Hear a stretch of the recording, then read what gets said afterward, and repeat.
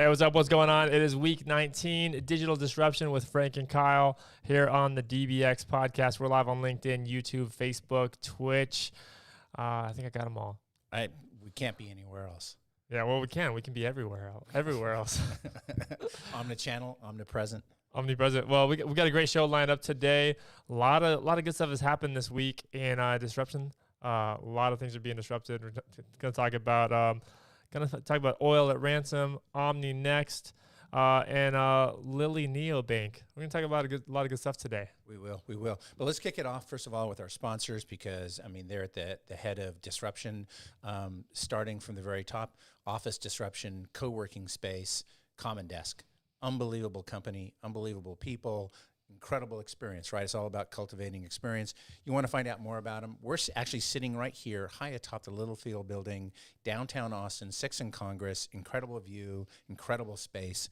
Open up your browser, go to go.acuerdo.io/office. Follow the instructions right there. You're going to want to talk to Amy Hughes. She's spectacular. She'll guide you through. Yeah, actually, Frank, I'm overlooking the historic 6th Street right now, and I will say, week over week, it looks busier and busier. That's so right. Starting to see some life back out here. Indeed. And we also couldn't do this without our stream sponsor. This entire stream is brought to you by Restream, Restream.io. We're using Restream Studio to produce this show right now and using a lot of cool features here. So if you are looking to start your own show, or you're looking at where you can move this and how you can stream to multiple platforms at once, you can start for free. Go.acuerdo.io/Restream. Go check it out. There's a lot of free goodies over there as well. That's right. Digital disruption is all about cultivating a better digital experience. Digital experience translates to customer experience.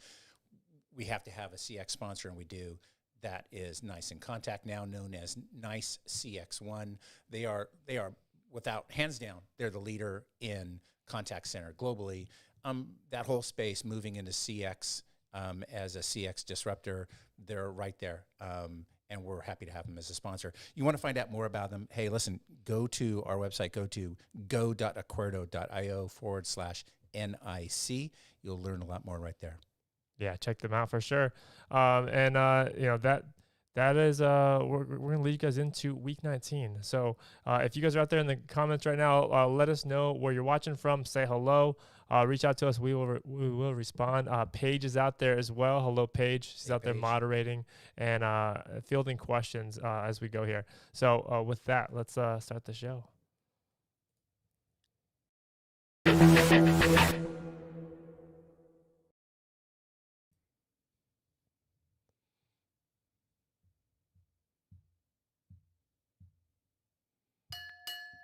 All right, Neo. Follow the white rabbit. That's what we have right here. And this is, I think this is really fascinating. So a company called Lili, they're a neobank. So think about that, just from a taxonomy perspective. Neobank, aimed at freelancers, raises $55 million as it passes 200,000 users. And so they're focused on financial service for that whole freelance community. If you think about that freelance community, they're very much like solopreneurs. They do a lot of their personal banking, their business banking, maybe in the same place. And so this is all about like consolidating fintech play here, invoicing, accounting, cash payments, expenses, credit cards, et cetera. If you think about it, like on your IRS statement, if they're filing a 1040, this is their Schedule C. Sole proprietor, there they are right there. Everything flows into here. It's that I think it's fascinating because it really means that this is a paring down. This is fintech allowing for catered financial services. I think we're going to see a lot more of this. I think we're going to see a narrowing specialization. It's interesting because you look at a lot of people doing the broad play, the broad-based banks, whether it be the QuickBooks, all these types of things. This is really good lesson for all of us. We think of this market as being so big, right, that we need all of it, but sometimes you just need a piece. Oh yeah, and it's no doubt that the gig economy is alive and well and thriving. I mean, you look to indicators like stock market prices of companies like Fiverr, right? They've just been they've been thriving. They've been thriving over the course of the pandemic. Thriver. Yes. Fiverr is a thriver. There we go. But yeah, Fiverr, Upwork, all these places that freelancers go to find work, and where companies go to find freelancers. I mean, there's no shortage of these applications that are coming out, these marketplaces, these communities of people that are coming together. And so again, like it's another telltale sign of customer experience done right when you're catering to a smaller segment. Like you're not just the bank for the people, you're the bank for these specific people. You're the bank for freelancers, period. Volksbank. Yes. Yeah, exactly. And here, I mean, this is segmentation, right? Yes. Like we talk about this in marketing, ad space, audiences.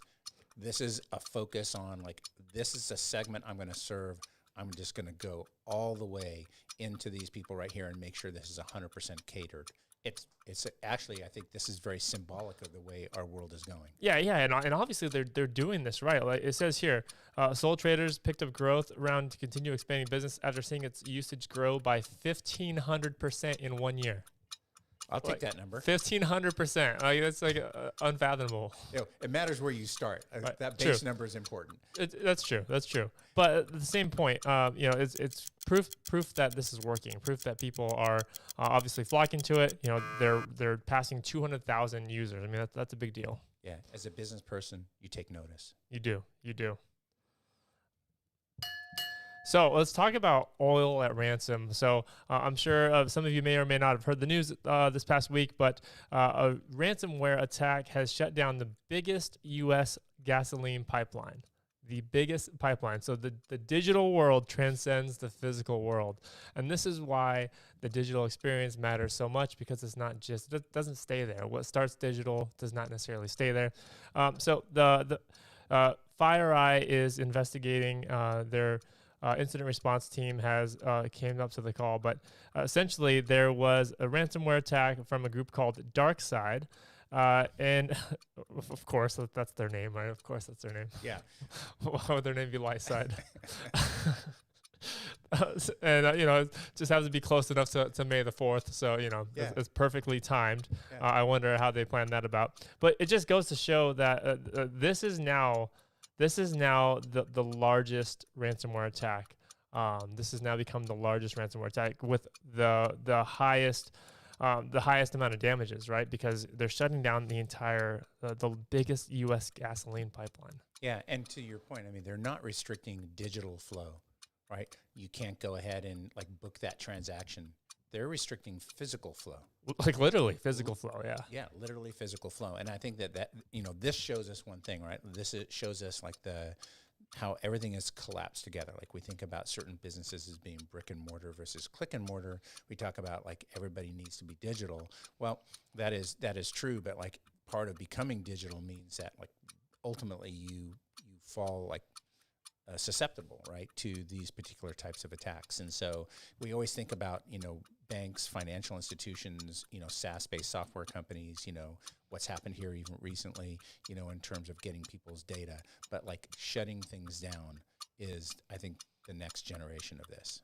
Oh yeah, and it's been happening. It's going to continue to happen. It's why even a small business, you need to consider cybersecurity, and you need to consider the risk. You need to consider, what you are doing to protect yourself against ransomware, against threats, because these things happen. I mean, they're happening at more and more scale. It's easier and easier to launch a ransomware attack. I mean, you think about the stereotypical, like you think about like some guy that works at Best Buy and he clocks out at the end of the night. He wears his black hoodie and he's sitting there hacking your company. That's not who it is anymore. Like these people are sitting there, they're researching you, they're plotting, they're scheming, they're analyzing, and they're ready to hit you, but they're waiting for the right time. They're waiting for May the 4th so the dark side can rise. They're waiting for that time. They're waiting for their time. Yeah, and if you think about it, like the way the internet was first used was almost like for malfeasance, and this is the way like crypto was first used was, with ransomware. Like, okay, we've got you locked down.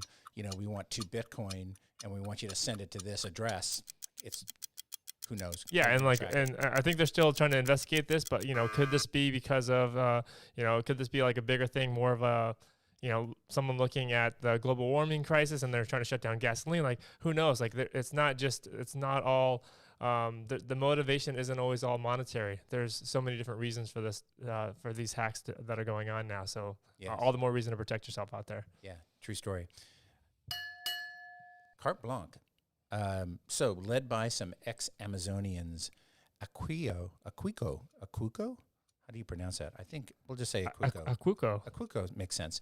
Acuerdo. I know, like, who knew? So Acuerdo, not related to Acuerdo, raises $160 million to buy and scale e-commerce businesses. And I found this like super fascinating, and it's something that like really everybody should be paying attention to right now, because it literally shows a new model emerging.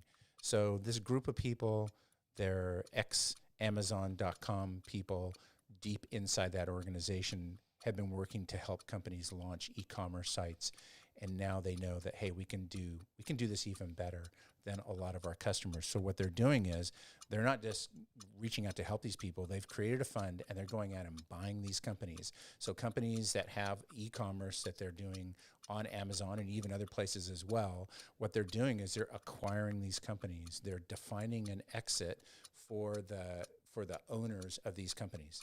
So we're going to buy your company. Here's your exit, but don't worry about it. Like, there's a future for you. You're going to have a profit share in the great work that we're going to do around this company. It's kind of brilliant. They started off with $2 million. They grew $100 million of sales, annual sales in that, profitably. Like, not $100 million and lost $10 million, but $100 million, and they made money. So they proved out their theorem. Now they're going out and raising the money. And so they're going out and doing this en masse right now.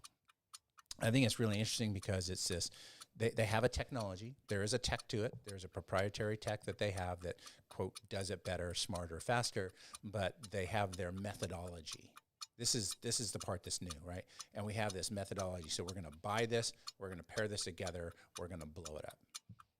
Yeah, I know. I see that here. They said they have an algorithm, like a proprietary algorithm that analyzes thousands of criteria sets and millions of data inputs to automate and maximize the performance of the core functions within supply chain and brand management. Yeah, like you could unpack that for 10 hours. Yeah, I mean that's something, when you think about like e-commerce businesses. I mean, to them it's all about every cent matters. The postage down to the sales tax, down to the client acquisition. Like, how are we getting them in the door? The Facebook ads, the whatever, the delivery, everything else. Yeah, right. And like, this is a statement that I thought was incredible. It was like, we're going to buy the best brands and help them grow. Like, these guys are confident. Yeah. And I think this is the future. This is what I'm going to coin this one right here. I'm calling this piggyback growth. Piggyback growth. Like, these people are doing it. They're going to piggyback on it, and they're going to make it catalytic. They're going to bring their secret sauce, which is both tech and methods, and they're going to blow it up. Nice. No, it looks like they're doing great. $500 million in revenue by 2022. I mean, good stuff. Incredible. Yeah. Keep an eye. All right, and next, the news that you've been waiting for. You've been dying to hear this news. It's the news that you probably don't care about, but you probably should, maybe or maybe not care about, and that is 7 to 10 digits. The phone, that thing in your hand that you hardly ever use to actually make a phone call. Just so you know, we used to be able to make seven-digit phone calls. You could call your local bakery, your local coffee shop, and you could just dial 7 digits. Well, coming on October 24th, you can no longer do that. So they are removing the 7-digit dialing frequency as a capability. So this is going to also impact text messaging. And it's going to impact landline phones, cell phones, and VoIP systems. So it's going to impact the entire ecosystem of phone numbers that we know.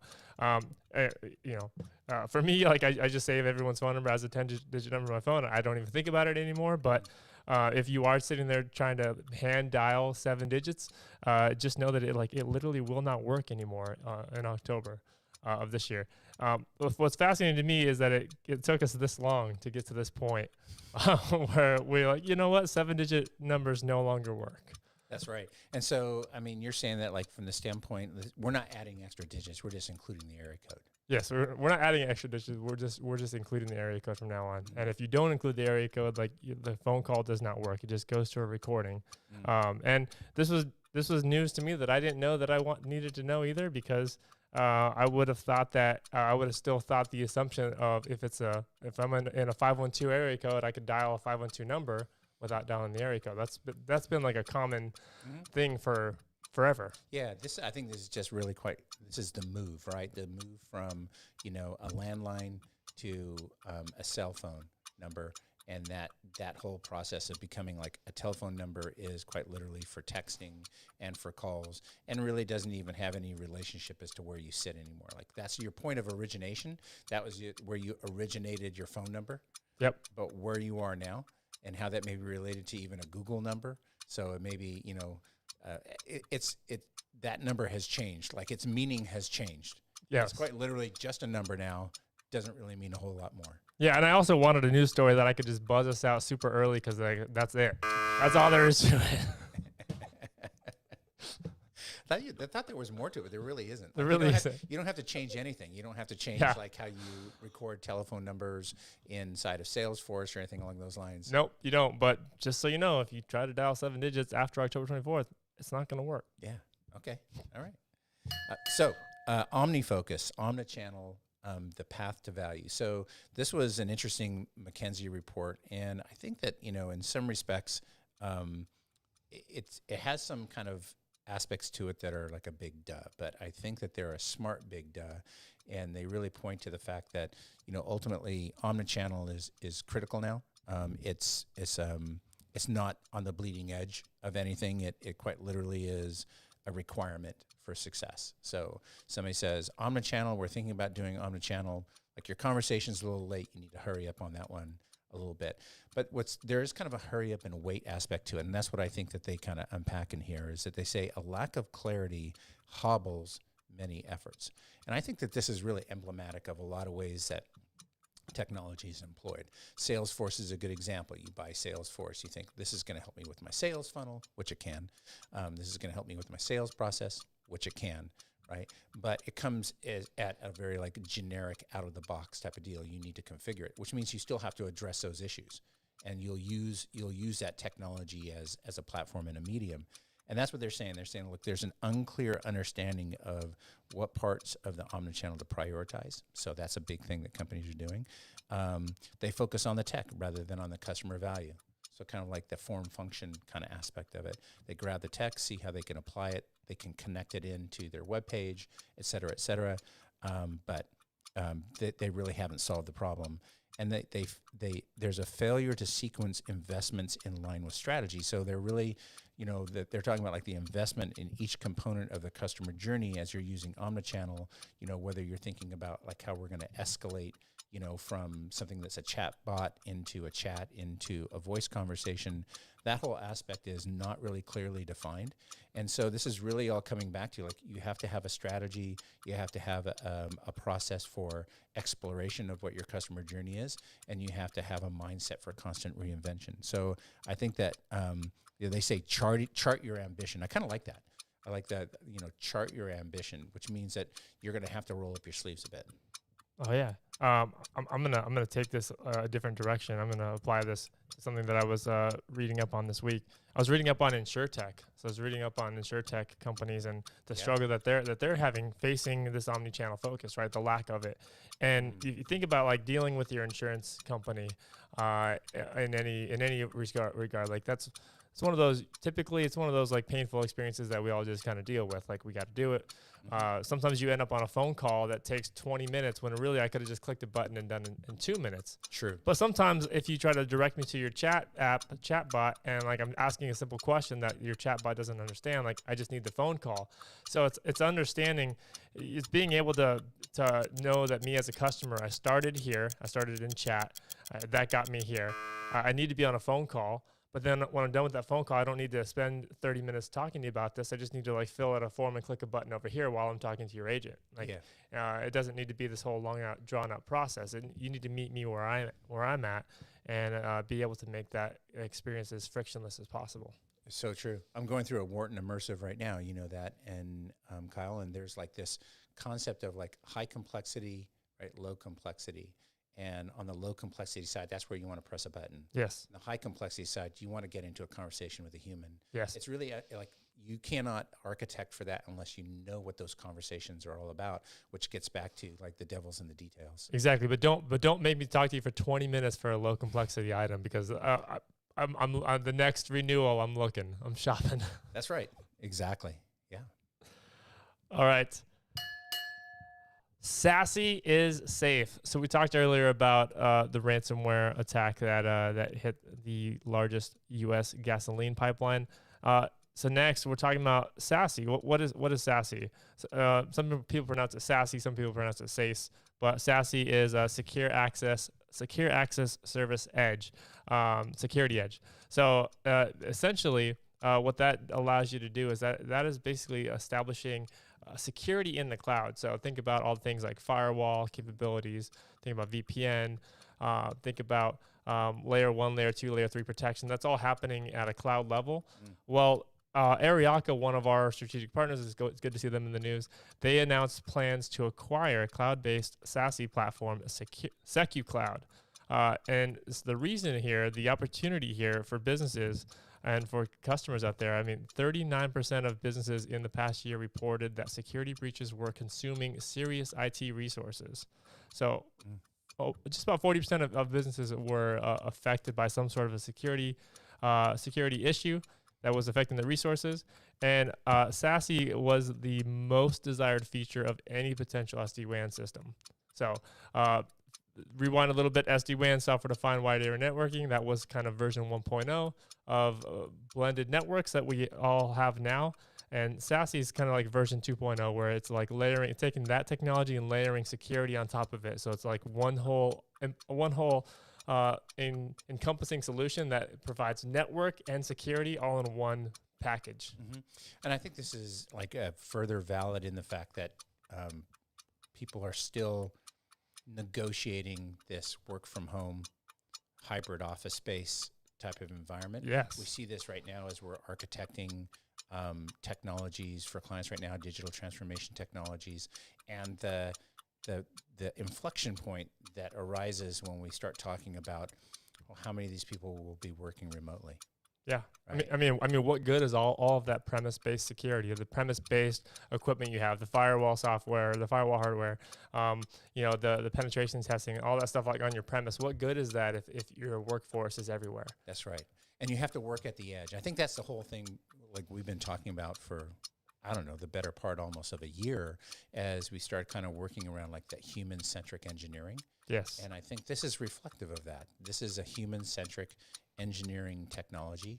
It's SASE, right? Yeah. But I think that it's like to that point of being at the edge is really where it's at. How do you kit out the individuals that work for you, work with you, right, in a way that makes them high performing and safe at the same time? And I think this is what totally addresses that. And everybody's kind of moving this direction. This is a buyer beware type of situation too, right? Like, of course, there's a lot of people using buzzwords on the daily. And it's confusing. Yeah, I mean, to simplify this in the dumbest words possible, why should you look at a SASE SD-WAN solution so that your employees can get work done faster and safer? Done. Like, that's it. Yeah. Faster and safer on the cutting edge. Mm-hmm. So we move from SASE to Chatty. And this is something that, again, too, this kind of reminds me a little bit of the McKinsey article, but this is a CX Network article, which I really like. And it's about customer-centric chatbots and virtual assistants. Seems like pretty cut and dry. We'll use one of those. We'll just put that out there. Again, too, like we'll buy the technology. It's got but like you buy it, you have to really think through it. And keep in mind, like you may address that particular piece, but it's like a component of your overall CX. And so, there's a couple of things that in this article they point out that you really need to think about, and I think they're really good. So one is like, do give voice and character to your chatbot. I think you need to think a lot about your culture, a lot about like what kind of experience you want people to have. Think about the people that you're serving, who your customer would be, and how you would relate to them the best. Do not bury your customer with chat messages. So, you don't want to overfill that pipe. Like we have the ability to respond in a nanosecond, right, to the inputs that somebody puts in there, but like we don't read and think in nanoseconds. We kind of consume this information, we think about it and respond in kind. And so there's a lot of things that like there's a lot of things that chatbots can do, but you've really got to be thoughtful in employing them. And thinking about this hybrid support, we were talking a little bit about that, that complex. You were talking about your insurance company, right? The complexity, low complexity. I want to press a button, so that might be appropriate for the chat bot. High complexity, don't send them back through. There's this concept of fallback. Like once you've kind of gone through this cycle, think of it almost like a automated call distribution. You go through this cycle inside the chatbot, and then it falls back, and it's like, where do we go from here? And some people get in cycles. It's like going through press 0 to go back to the operator, right? And we all know that cycle. So did you mean to press 0 to go back to the operator? I don't know. Was there probably another 3 digits I need on there? But what we need to think about, how do we escalate this into a human conversation? And so there's a lot of planning that needs to be done. And so once you employ this, there's a concept of constant improvement. But I mean, we've worked on a lot of this. What do you think about this article? Do you think that it hits the mark? Yeah, I think it does. I mean, now they talk about this aspect of hybrid customer support. Fully agree. Mm-hmm. I think the word that they use here, that word can go in my book. I don't like this word, phygital.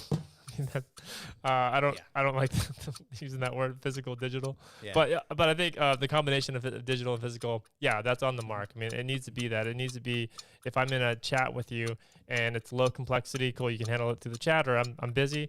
But hey, it's more high complexity. Hey, this warrants a phone call. Let's jump on the phone. So let's be able to one click seamlessly click over to a phone call and get it done. Right? Just it's about getting the work done and removing the friction so we can all get back to what we're really trying to do. No one wants to say, hey, guess what? I get to get on a support chat and support call today. Yes. Nobody wants to do that ever. Yeah, not at all. But you know what I found is that the chat can be the fastest point between an individual that has an interest or a pain, either of those things, right? Yes. Interest or pain to connecting with you. Yes. And it's that shortness, that speed, that quickness, the speed to call or speed to connection type of situation, which is really, really powerful. But if you create that speed, you need to make it worthwhile as well.